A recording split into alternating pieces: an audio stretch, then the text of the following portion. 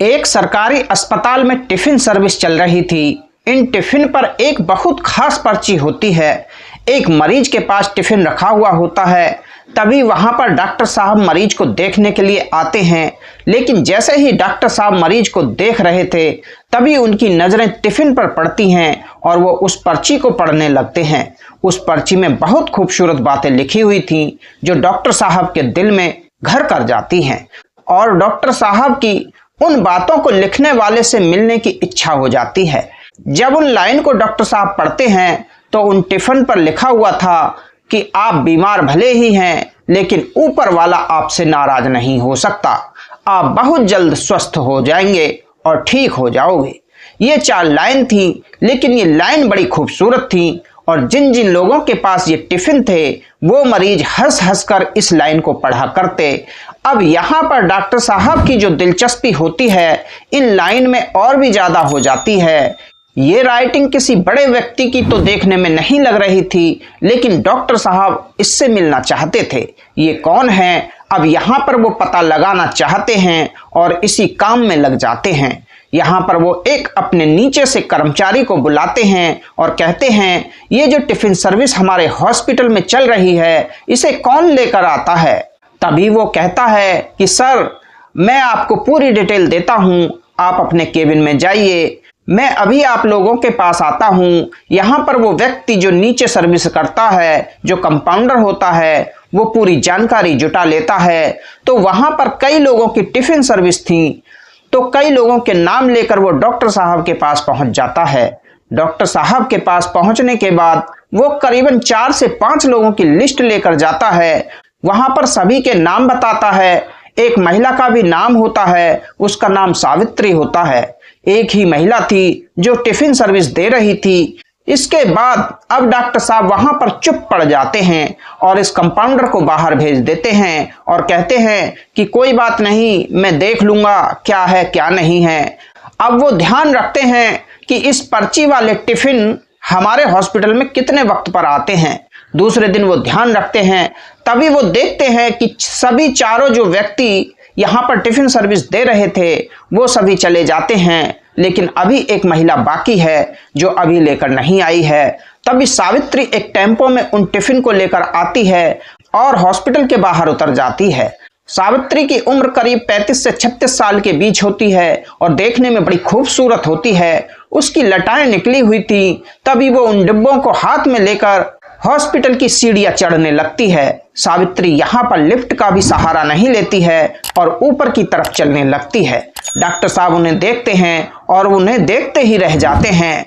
Doctor साहब उसे देखकर उनके मन में कोई बात ही नहीं आती है। अब सावित्री उनके सामने से होकर चली जाती है, लेकिन सावित्री उन पर ध्यान नहीं देती है और डॉक्टर साहब उसे देखते हुए उसके पीछे पीछे चलने लगते हैं। तभी थोड़ी दूर जाकर डॉक्टर साहब को एकदम एहसास होता है कि मैं ऐसे कैसे किसी के पीछे चल सकता हूँ। एक हड्डियों का विशेषज्ञ डॉक्टर हूँ, ऐसे एक महिला के पीछे, वो भी जो महिला टिफिन सर्विस कर रही थी। तो वो अपने कदमों को पीछे खींच लेते हैं और अपने केबिन में जाकर बैठ जाते हैं। जब वो वहां पर जाकर बैठते हैं तो केवल वही महिला उनके दिमाग में आती है और वो सोच विचार में पड़ जाते हैं कि मैं ऐसे कैसे किसी महिला के बारे में सोच सकता हूँ। उनकी गृहस्थी भी होगी, क्या है क्या नहीं है, लेकिन वो टिफिन वाली बात भी उन्हें पता लगानी थी। अब डॉक्टर साहब उस महिला से बात ही नहीं कर पाते हैं। वो अपना टिफिन देकर वापस चली जाती है। डॉक्टर साहब हैरान और परेशान रह जाते हैं। डॉक्टर साहब अपनी जिंदगी जी रहे थे। अब जैसे ही वो रात को सोने का वक्त होता है तो डॉक्टर साहब को एक बेचैनी सी होती है, क्योंकि उनके दिमाग में वो लाइन गूंज रही थी, वो किसी बच्चे की थी। डॉक्टर साहब एक पल के लिए सोचते हैं कि क्या पता इनके बच्चे ने ऐसी लाइनें लिखी हों, लेकिन दूसरे दिन सुबह हो जाती है। दूसरे दिन भी डॉक्टर साहब उस महिला का इंतजार करते हैं और वो महिला दोबारा से उसी तरह उस हॉस्पिटल में प्रवेश करती है और टिफिन लेकर सभी मरीजों के पास जाती है और सभी को खाना बांटती है।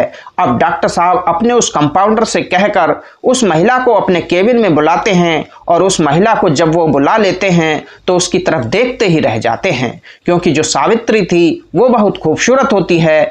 अब सावित्री जाकर अंदर खड़ी हो जाती है और कहती है कि सर, मुझसे क्या कोई गलती हुई है? अगर कोई गलती हुई होगी तो मैं उस गलती को सुधारने के लिए तैयार हूँ, क्योंकि यहाँ पर खाना देना मेरी मजबूरी है। अगर मैं यहाँ पर काम नहीं करूँगी, मेरा काम हट जाएगा तो मेरे बच्चों की परवरिश नहीं होगी। सावित्री सामने से इन बातों को बोलती है तो डॉक्टर साहब मन में एक चैन की सांस लेते हैं और सोचते हैं कि हाँ, मेरा सोचना जायज था, ये बातें किसी बच्चे ने लिखी हैं। अब यहाँ पर डॉक्टर साहब कहते हैं कि नहीं नहीं, आपके काम पर कोई भी बात खड़ी नहीं हुई है। क्या आपका बेटा है या बेटी है?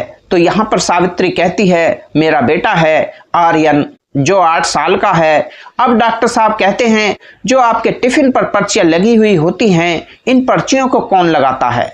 तो सावित्री हंसते हुए अपने बेटे को याद करते हुए कहती है कि मेरा बेटा लगाता है।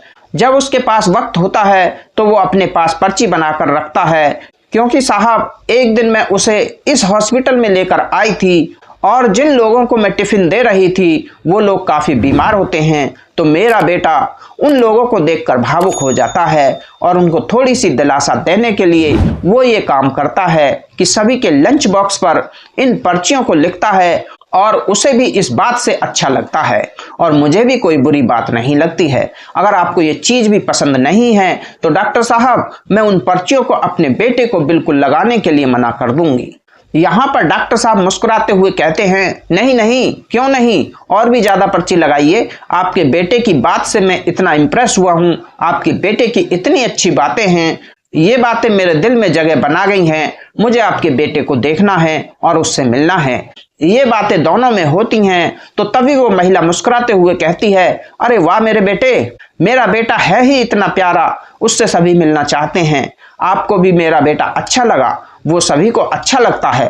तो डॉक्टर साहब कहते हैं हाँ, कल आप उसे जरूर लेकर आइए और मुझसे जरूर मिलवाना, क्योंकि मुझे उस बच्चे से मिलना है। इसके बाद डॉक्टर साहब और सावित्री अलग अलग हो जाते हैं। सावित्री अपने काम पर चली जाती है और यहाँ पर डॉक्टर साहब अपने काम में लग जाते हैं। अब तीसरा दिन आ जाता है और यहाँ पर सावित्री आज टिफिन के साथ अपने बेटे को लेकर आती है। अब वो उसे डॉक्टर साहब के केबिन में लेकर जाकर खड़ी हो जाती है। डॉक्टर साहब आर्यन को देखकर बड़े ही खुश होते हैं, क्योंकि उस बच्चे का नाम आर्यन होता है। लेकिन आर्यन थोड़ा सा डरा सा, सहमा सा वहां पर खड़ा हुआ होता है। डॉक्टर साहब आर्यन को अपने पास बुलाते हैं और कहते हैं कि बेटा, तुम इतने डरे हुए क्यों हो? तभी वो कहता है नहीं, मैं डरा हुआ नहीं हूँ, लेकिन मैंने डॉक्टर को इतने करीब से पहली बार देखा है। डॉक्टर साहब कहते हैं क्यों, आज तक तुम बीमार नहीं हुए? तो वो कहता है कि नहीं, मैं बीमार नहीं होता, पूछ लो आप मेरी मम्मी से, मैं इतना ज़्यादा बीमार नहीं होता, मैंने डॉक्टर को आज तक नहीं देखा है। तभी उसकी मम्मी कहती है कि हाँ जी, इसने इतनी नज़दीक से डॉक्टर को नहीं देखा है, आज पहली बार डॉक्टर को देखा है। तो यहाँ पर डॉक्टर साहब आर्यन को गले लगाते हैं और सावित्री से कहते हैं कि आप अपना काम कर लीजिए, मुझे इससे कुछ बातें करनी हैं। सावित्री अपने बेटे को डॉक्टर के पास छोड़कर अपनी जो टिफिन सर्विस थी उसमें लग जाती है। अब जो डॉक्टर साहब होते हैं वो आर्यन को खिलाने लगते हैं और कहते हैं कि बेटा, तुम क्या करते हो, तुम्हारे घर में कौन कौन है, ये सारी बातें पूछते हैं। तुम कितने पढ़े हो, क्या कर रहे हो? तभी आर्यन सभी चीज़ों के जवाब दे रहा था, लेकिन जब जैसे ही डॉक्टर साहब कहते हैं कि तुम्हारे पिता कहाँ पर हैं, तो आर्यन की आंखों में आंसू आ जाते हैं और वो कहता है कि अंकल, मेरे पिता नहीं हैं, मेरे पिता मुझे और मम्मा को छोड़कर चले गए हैं, वो कभी वापस नहीं आएंगे। मम्मा कहती हैं कि वो इतनी अच्छी जगह पर हैं जहाँ से वो हमारे पास तो नहीं आएंगे, लेकिन वहीं से हमारा ख्याल रख रहे हैं। उसके बाद डॉक्टर साहब भी उस लड़के से माफ़ी मांगकर कहते हैं कि बेटा, मुझे नहीं पता था कि आपके पापा इस दुनिया में नहीं हैं। बेटा, और तुम क्या करते हो, घर में तुम्हारी पढ़ाई क्या है? तो आर्यन कहता है अंकल, मेरी मम्मी जितनी भी मेहनत करती हैं मेरी पढ़ाई के लिए करती हैं, ताकि मैं अच्छे स्कूल में पढ़ सकूं। जिस स्कूल में मेरे पिता मुझको पढ़ा रहे थे, मैं उसी स्कूल में पढ़ रहा हूं और उसकी फीस भरने के लिए मेरी मम्मी ये टिफ़िन सर्विस चलाती हैं। तो यहाँ पर डॉक्टर साहब कहते हैं कि आपको उन पंक्तियों को लिखने की प्रेरणा कहाँ से मिली? तभी आर्यन बताता है कि मेरे पापा उस दिन बहुत ज़्यादा बीमार थे जिस दिन इस दुनिया से गए थे, और उस दिन अगर मैं अपने पापा को भी पर्ची लिख कर देता तो शायद आज मेरे पापा हमारे बीच में होते। तो ये बातें सुनकर डॉक्टर साहब भी भावुक हो जाते हैं। कि एक बच्चे का मन कितना साफ होता है कि वो अपने पिता के लिए देखो आज भी ये बात कह रहा है। अब यहाँ पर डॉक्टर साहब की समझ में नहीं आया था कि उसके पिता की मृत्यु आखिरकार कैसे हुई है। तभी इतने में सावित्री उनके केबिन में अंदर आ जाती है। तभी डॉक्टर साहब कहते हैं कि आपका बेटा बहुत अच्छा है, तो डॉक्टर साहब उसे बाहर खेलने के लिए भेज देते हैं। और तभी यहाँ पर डॉक्टर साहब सावित्री से उसके घर के बारे में बात करने लगते हैं। वो कहते हैं कि आपके पति कैसे इस दुनिया से चले गए, मुझे बुरा लग रहा है, लेकिन मैं जानना चाहता हूँ कि आपके पति के साथ क्या हुआ है। तो यहाँ पर सावित्री की भी आंखें नम हो जाती हैं, क्योंकि उसके पति को अभी केवल 1 साल ही इस दुनिया से गए हुए हुआ था। यहाँ पर सावित्री कहती है कि सर, मैं तो आपको इतने अच्छे से जानती भी नहीं हूँ और आप ऐसी बातें क्यों कर रहे हैं। तभी डॉक्टर साहब कहते हैं कि मैं कोई अनजान नहीं हूँ, यहीं पर मैं रहता हूँ, आप भी यहीं पर सर्विस करती हैं, लेकिन आप दोनों को देखने के बाद ऐसा लगता नहीं है कि आपके घर की हालात इतनी खराब होगी जो आपको ये काम करना पड़ा। तभी सावित्री सारी कहानी डॉक्टर साहब को बताती है और कहती है कि साहब, आज से करीब 1 साल पहले हमारी जिंदगी बहुत अच्छे से चल रही थी। हम यहीं पर आगरा में ही रहते हैं। मेरे पति बहुत अच्छी कंपनी में नौकरी करते थे, पैसों की कोई कमी नहीं थी, हमारे घर में सब कुछ ठीक था, लेकिन हमारे पास हमारे रिश्तेदार नहीं होते हैं। मेरे मायके वाले भी बहुत गरीब हैं। मेरे पति ने मुझे बहुत गरीब घर से अपनाया था। हम दोनों की लव मैरिज होती है और इसके बाद हमारी ज़िंदगी बहुत अच्छे से चल रही थी, लेकिन एक दिन एक्सीडेंट ने हमारी ज़िंदगी को बदल दिया। मेरे पति का एक्सीडेंट हो गया। 3 दिन वो हॉस्पिटल में रहे। आर्यन को भी मैं अपने साथ ले जाया करती। आर्यन अपने पिता को देखकर बहुत ज़्यादा रोया करता और कहता कि पिताजी, आप घर कैसे चलोगे, लेकिन उसका पिता उससे ठीक से बात भी नहीं कर पाता है और 3 दिन कड़ी मशक्कत करने के बाद भी मेरा पति नहीं बच पाता है, वो इस दुनिया से चला जाता है। अब घर में जब पति नहीं था तो कोई कमाने वाला नहीं होता है, प्राइवेट नौकरी होती है, तो पैसों की किल्लत आनी शुरू हो जाती है। 3 महीने में हमें पता चल चुका था कि हम अगर कोई काम नहीं करेंगे तो हमारे घर का गुजारा नहीं होगा। इसी वजह से सर, मैं यहाँ पर टिफ़िन सर्विस करती हूँ और मैं नहीं चाहती कि मेरे पति के जाने के बाद मेरा बेटा किसी छोटे स्कूल में पढ़े या उसकी पढ़ाई में या परवरिश में कोई भी कमी आए। तभी मैं अपने बच्चे का इतना ख्याल रखती हूँ और मैं आपके ही हॉस्पिटल में नहीं और भी प्राइवेट हॉस्पिटलों में घर के खाने का एहसास कराती हूँ। मैं तकरीबन सुबह 2 बजे बिस्तर छोड़ देती हूँ अपने बेटे के लिए और 2 बजे से नॉन स्टॉप मैं रात के 10 बजे तक काम करती हूँ। उसके बाद हम दोनों माँ बेटे बड़ी चैन की सांस लेते हैं। सर, ये जिंदगी है, हमें संघर्ष करना होगा। मुझे अपने बेटे को पढ़ाना है, लिखाना है और एक अच्छा इंसान बनाना है, ताकि वो समाज में सभी को बता सके कि एक माँ भी पिता की कमी पूरी कर सकती है और एक माँ बहुत कुछ कर सकती है। डॉक्टर साहब अपनी कुर्सी से खड़े हो जाते हैं और उस महिला के लिए क्लैपिंग करने लगते हैं, क्योंकि उस महिला की वो उम्र थी जहां पर वो शादी भी कर सकती थी, कोई और भी बदलाव ले सकती थी। यहाँ पर सावित्री कहती है कि मेरे पति और मैं शायद जिंदगी भर हमेशा ऐसे ही साथ रहेंगे जैसे अब रह रहे हैं और मैं ऐसे ही जिंदगी भर संघर्ष करती रहूंगी। डॉक्टर साहब कहते हैं, सावित्री जी, अगर आपको कोई भी चीज की जरूरत हो तो मैं आपकी मदद करना चाहता हूँ। सावित्री डॉक्टर साहब के मुंह पर बोल देती है कि नहीं साहब, मुझे जरूरत नहीं है। अगर मैं आपसे जरूरत पूरी करूंगी तो ये जमाना शायद उस जरूरत को बहुत कुछ नाम दे देगा। वो नाम मैं पसंद नहीं करना चाहती। भले ही मैं अपने बेटे के लिए एक अकेली माँ हूँ, मैं अपने बेटे को अकेली पाल रही हूँ, लेकिन मैं किसी से भी कोई भी मदद नहीं ले सकती, खासकर ऐसे इंसानों से जो डॉक्टर है या बड़े लोग हैं, क्योंकि लोग मुझ पर ही उंगली उठाएंगे, आप पर कोई उंगली नहीं उठाएगा। डॉक्टर साहब को सावित्री की ये बातें उनके दिमाग में घर कर जाती हैं और वो कहते हैं कि सावित्री जी, आपका बेटा आप पर गया है, आपके बेटे की भी सोच आपकी ही तरह है। अब सावित्री वहां से चली जाती है, लेकिन यहाँ पर एक गलत बात कहूँ या सही बात कहूँ, जो डॉक्टर साहब होते हैं सावित्री को एक नजर वाला प्यार करने लगते हैं, एक तरफा प्यार करने लगते हैं। उनके दिल में एहसास उसी दिन हो गया था जिस दिन डॉक्टर साहब को यह भी नहीं पता था कि शायद इनका पति इस दुनिया में है या नहीं।